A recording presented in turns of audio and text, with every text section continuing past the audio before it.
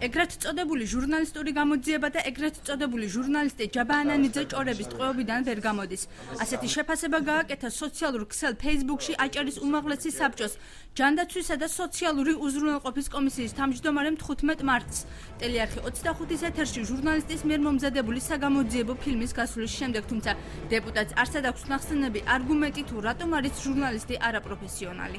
რომ პასუხგავცემელი შეკითხვები დამრჩა, მე პირადად არ მაქვს ესეთი შეგრძნება ამჟამად, არ ვიცი მაყურებელს რა შეგრძნება აქვს, იმიტომ რომ მთელი ეს პერიოდის განმავლობაში, ანუ 2 თვე როცა მე ვცდილობდი მასთან დაკავშირებას, ის არ გამოვიდა ჩემთან კონტაქტზე და ახლაც მას არ სურს დაასაბუთოს თუ რატომ იყო ეს ყველაფერი ჭორაობა. ამ ყველაფრის შემდეგ მისი ერთგვარი დუმილი არის ერთგვარი პასუხი იმაზე თუ რაც მოხდა. ფილმის ავტორი აცხადებს, რომ უმაღლესი საბჭოს დეპუტატს მხოლოდ მას შემდეგ დაუკავშირდა, რაც რესპონდენტის საქმიანობის შესახებ სხვადასხვა სახელმწიფო უწყებიდან გარკვეული საჯარო ინფორმაცია გამოითხოვა, რის გამოც სვამს კითხვას, შეიძლება თუ არა საჯარო ინფორმაცია იყოს ჭორი. არ ვიცი რა არის ჭორი. სასამართლოს გადაწყვეტილება თუ სააღსრულო ბიუროს მიღებული შესრულებული მოქმედებები, რომელია ჭორი, ეს მაინტერესებს. როცა ამას ამბობს უმაღლესი საბჭოს ჯანდაცვის კომისიის თავმჯდომარე, ანუ სერიოზული თანამდებობის პირი, მან უნდა დაამტკიცოს ეს ყველაფერი ფაქტები. წინამორბედი შემთხვევაში ეს ყველაფერი არის ბრალდება, რაც არის მიუღებელი და არის ასევე კანონის დარღვევაც.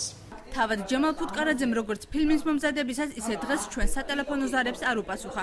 ფაქტზე კი შეფასებას არასამთავრობო ორგანიზაცია საერთაშორისო გამჭვირვალობა საქართველოს იურისტი აკეთებს. როდესაც პირი გამოხატავს აზრს, მას აქვს აზრისა და გამოხატვის თავისუფლება და კანონის მიხედვით შეიძლება მას არ დაეკისროს პასუხისმგებლობა. რა თქმა უნდა, ეს საბოლოოდ სასამართლოს გადასაწყვეტი იქნება დავის შემთხვევაში იყო თუ არა კონკრეტულ შემთხვევაში გამოხატული აზრი, თუ ეს იყო ფაქტი, რომელიც უნდა დამტკიცდეს.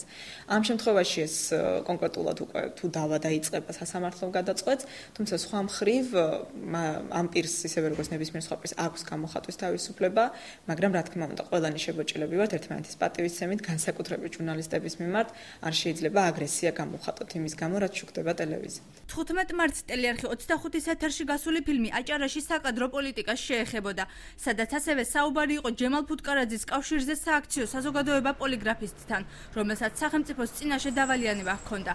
ოქტომბრის საპარლამენტო არჩევნების ჩატარებიდან 2 დღეში უმაღლესი საბჭოს ახლანდელ წევრს მისი ადრინდელი მეტილისგან განსხვავებით დავალიანება სასამართლომ გაუბათილა.